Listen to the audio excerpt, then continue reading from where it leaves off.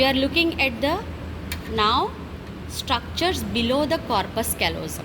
Okay, this is the corpus callosum. Again we will revise the parts of corpus callosum. It is made up of white fibers. Remember that, collection of axons, white fibers. Okay, so gray matter means collection of neuronal cell bodies.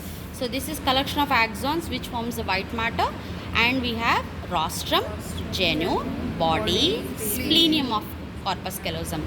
Now just beneath it, once we have taken a section, see here you can see that there is a membrane.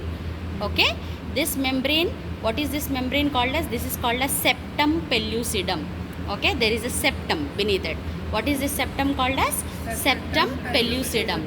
If you open this septum, where do we enter? We enter into the cavity. See here on this side, the septum is removed off because we have taken a section, so septum came on one side.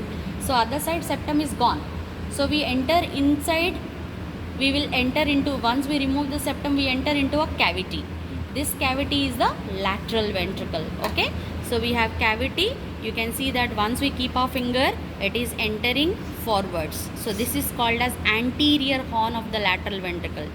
This is called as body of the lateral ventricle. Posterior horn of the lateral ventricle. My finger is going into the occipital lobe. Posterior horn of the lateral ventricle. Now I can do this also. My finger will enter into the temporal lobe. Okay, this is called as inferior horn of the lateral ventricle. Okay, so lateral ventricle is the cavity.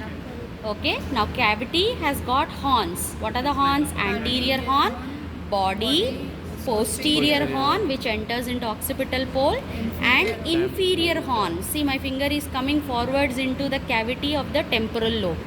Okay, so that is called as inferior horn of the lateral ventricle. Cavity extensions are called as horns. Clear?